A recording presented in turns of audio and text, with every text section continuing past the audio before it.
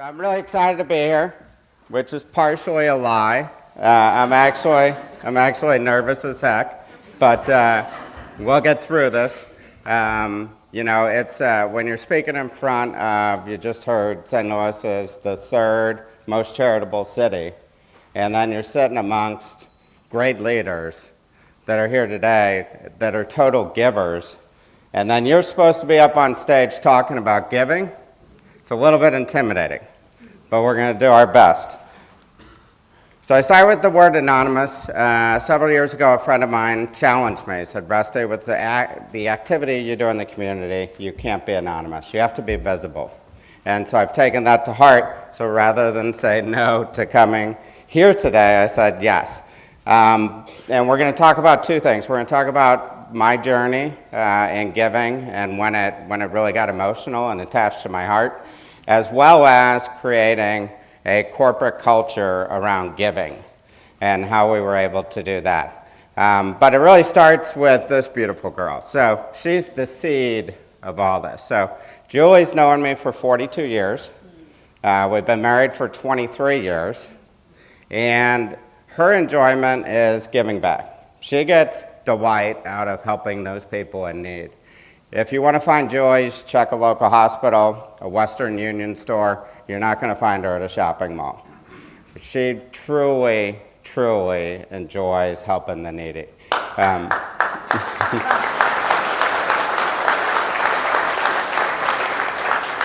So Julie grew up with 5 sisters. There was the James 5 originally, and then when she was 12, her family took in a Cuban refugee with the help of Sister Rosemary at visitation. And it became the James 6, and it's still the James 6 today. As well, she grew up doing mission work throughout high school and college. And now what you got to be thinking to yourself is, one, why did she choose the short, nasally guy on stage? And I can't answer that. I've been searching for an answer. And the second is, that guy's really not that smart, because if you look at the history, the data, and the trend lines, you're able to predict the story, and I was not. So enter beautiful Kate Corbett, who started World Pediatric Project in 2004 around her kitchen table. She had this dream, this belief, that every child, regardless of geography, should have access to medical care. So she reached out to Julie. They began collaborating about what that would look like for us as a family, as a host family. And in February of 2007, we got word that there was a Jamaican boy, Ryan Smith, who had tetralogy of Fallot. He lived in a very poor community in the hills of Jamaica, illiterate family, very poor. And his tetralogy of Fallot was congenital heart disease, where your heart just doesn't develop in the mother's womb, like most people. Now, the challenge was, we didn't know he also had pulmonary atresia. And pulmonary atresia not only complicates the case, it complicates the case exponentially. And had we known that, the organization probably would not have been able to bring Ryan in because of the time, the risk, the cost, in order to take care of him and try to return this boy to have a normal life. So I want you to close your eyes for a second. I want you to imagine that you're a mom. And if you're not a mom, imagine your favorite mom that you know. Imagine taking your 5-year-old son to the airport, giving him a kiss, let him go through security, and you don't know where he's going. You don't know how he's getting there because you've never been on a plane. You don't know who's going to pick him up on the other side of this flight. You don't know the doctor's eyes that are going to be operating on your kid. And you don't know if you'll ever see him again. That's an amazing faith for someone to have. And we were the lucky recipients on the other side of the flight. Now, when Ryan got here after about a week, he arrived on a Monday, and the following Sunday, Julie determined that we needed to take him to the emergency room at Cardinal Glenham. So we got to the emergency room, got settled in, and Ryan was very sick. I mean, with tetralogy of pulmonary atresia, he'd walk 5 steps and have to do a tet squat in order to compress his lungs to be able to breathe. And so we're in the emergency room. Julie got up to go to the bathroom. I got in the bed, had Ryan on my chest, and all of a sudden it began to shake. And the red little lights in the emergency room started to go off. Nurses and doctors came running in with tubes that they stuck down his throat, knocking out his teeth, paddles. It was utter chaos. Now, I can only imagine that Julie walked back around that corner and looked and thought, I asked you to hold the child for 1 minute. How can you screw that up? I mean, I went around the corner. Now, the part of the story, though, that was most impactful for me is it changed my life right there. That was when I went from being supportive, rusty for Julie's endeavor, to all in, to this child was mine, and we were going to figure out how to save his life together, which was an incredible journey. And if you fast forward 11 years from that time, 4 weeks ago, this child just had open heart surgery, 10 hours of surgery, 4 hours of bypass, and 3 weeks later he was back in school, and 4 weeks later he's here today. Superman, why don't you stand up?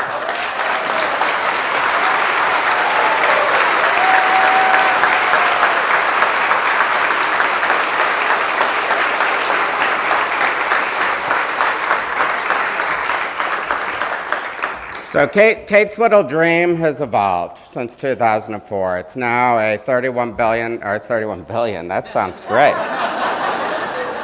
Where's Kate? Because we got a lot of child saving to do. But it's a $31 million organization. 96% of the money goes to our mission of healing a child and changing the world. We have over 150 kids that we bring into the states and various cities with the medical teams that we have partnerships with. And then we send 55 medical teams overseas globally to take care of children. And when they go take care of children, they're doing surgeries, they're doing clinic, but they're also training a lot of these medical teams in undeveloped countries. So it's a really impactful organization. Is Kate Corbett here? Stand up, Kate. There she is.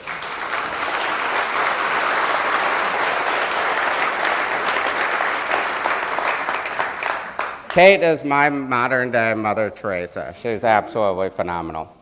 So, with all the work that we were doing in the community, we began to have folks, we call them Keeleyans, we don't like the word employees, there were challenges to get involved in some of the things we were doing. And I was a bit reluctant because that seemed like the personal side of my life. You had the business side and you had the personal side. And they kept saying, hey, how can we get involved in some of these things that you and Julie are doing? And at the same time, I had the pleasure of working with Julie's father for the past 22 years, and his true passion is the community. And so I went to Pops, Dick, we have a lot of nicknames together, and I said, I got this idea. What if he does our newsletter? He's the most incredible writer. I said, what if you get rid of everything else, your newsletter and community affairs? We're gonna start a community program inside Keeley. And he was intrigued by the idea, and we started collaborating around what that looked like. What we did was we said, let's have a contest. Everybody can write 100 words to be a part of this committee. So we wanted people to be passionate. We wanted people to have it in their DNA. So we assembled this committee of people, and what happened from there is absolutely extraordinary. When you inspire 1,000 people and you can light them on fire, it is incredible what they can accomplish. And I'm not going to be able to do it justice today, but I'm going to sort of show you how we did it with a video example, and then hopefully that'll give you some of the energy and spirit. So they developed, it's really important that you empower that committee, so they developed their mission and values. I highlighted 3 words in the mission statement because they're really important: time, treasures, and talent. And the reason why they're important is we didn't want to be a check-writing foundation. We wanted to be an organization that not only got into the charity, but we wanted to know the people they served. We wanted to be involved. The people that we were going to be supporting, we wanted to be all in with. We also knew that we couldn't be everything to everyone, which is a hard concept for me, but we had to try to stay focused, which is even harder. And we determined that children, health, community, and education were going to be the 4 pillars for what we did in the community. Then we developed a volunteer off plan. So for every 50 hours and $100 contributed, you got a paid holiday. We also developed a matching fund program. The matching fund program, you had to get 5 Keelyans across all the company. You had to have your charity that fit into one of those buckets, and the committee had to approve it. And once they approved it, we had a matching fund program, which is dollar for dollar on the first 1,000, and then 50% thereafter. And what that's turned into is a wall of compassion that has organizations across a broad spectrum that we're able to support. And every year in February, we bring everybody in and we unveil the new logos. The last thing is you have to keep score. You have to have a scorecard. You have to measure what you're trying to achieve. So there's a lot of different metrics up there, but we measure how much we create internally. We measure how much we give externally. We measure things like face-to-face meetings with charitable organizations so that we know that we're getting inside to understand their needs better. We create metrics around engagement. So we want to see 75% of our people, and these are management, these are C-suite, these are craftspeople. We want to engage 75% of our people in at least one event per year, and then we keep track of that in the monthly meetings. We come in with the results so that we know how we're doing. Now I'm going to show you a short video. It's going to take about 2 minutes. It's going to show you the energy that the Keelyans have brought to this program. It's absolutely incredible. It inspires me every day to do more because of what these folks are doing on a consistent basis.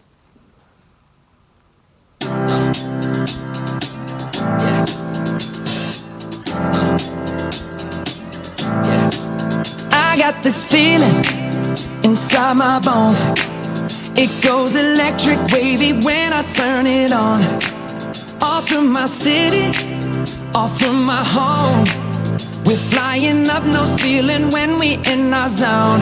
I got that sunshine in my pocket, got that good soul in my feet. I feel that hot blood in my body when it drops. Ooh, I can't take my eyes off of it, moving so phenomenally. You're more like the way we rock it, so don't stop. And under the lights when everything goes, nowhere to hide when I'm getting you close. When we move, well, you already know. So just imagine. Nothing I can see but you when you dance, dance, dance. Feel good creeping up on you. So just dance, dance, dance. Come on. All those things I shouldn't do, but you dance, dance, dance. And ain't nobody leaving soon, so keep dancing. I can't stop the feeling. So just dance, dance, dance. So just dance, dance, dance. Ooh, it's something magical. It's in the air, it's in my blood, it's rushing on. I don't need no reason, don't need control. I fly so high, no ceiling when I'm in my zone. Cause I got that sunshine in my pocket, got that good soul in my feet. I feel that hot blood in my body when it drops. Ooh, I can't take my eyes off of it, moving so phenomenally. You're more like the way we rock it, so don't stop.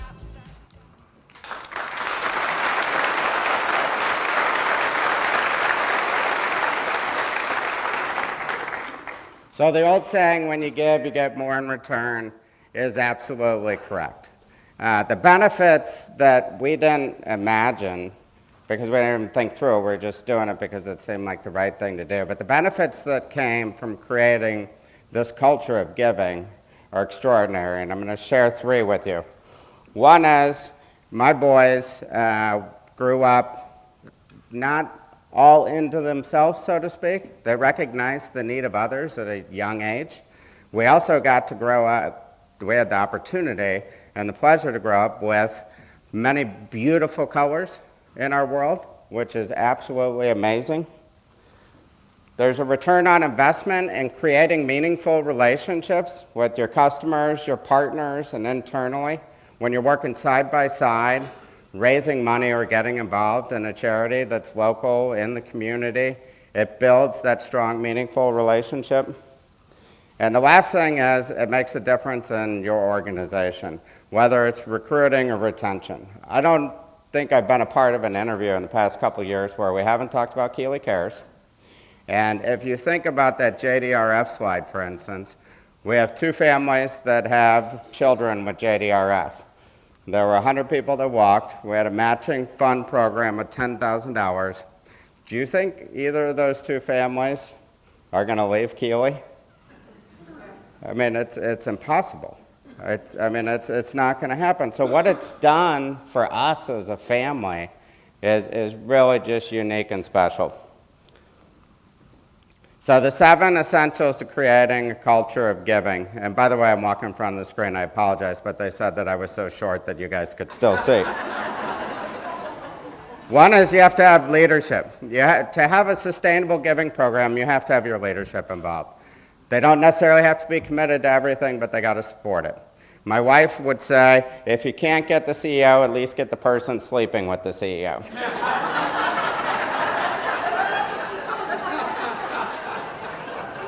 The second thing that you need is a passionate committee. You have to have people that this is in their DNA. You have to have people that get energized by this. The third thing is you have to empower them. Not all the charities that we're able to serve hit home to my heart, and that's okay. That's not a bad thing. But if it hits home to somebody else's heart and they're willing to go that extra step to build that program, that's awesome. So you have to be willing to empower them and step aside when you need to. You have to keep score. You never know where you're going unless you keep score. You have to measure it and you have to share that.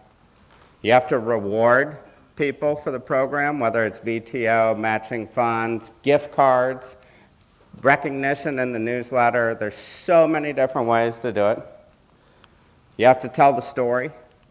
You have to share the story, whether it's email, whether it's social media, whether it's your newsletter, whether it's a personal note.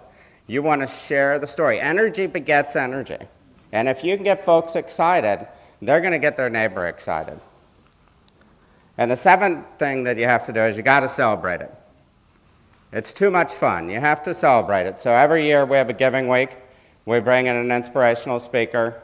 We unveil the new logos that are on the wall. We invite our partners that are on the wall to come and set up a table so that they can further educate the Keeleyans about what great things they're doing out there in the world. And hopefully they can get that one more sticky relationship that's going to help their organization and drive more success for the great work that they're doing. So those are the 7 things. I could not be more honored to be in front of you guys today. My 20 minutes are up, and seeing what you all do in the community and what the Business Journal's done, Emerson, the RBC, it's really incredible. So thank you for your time today.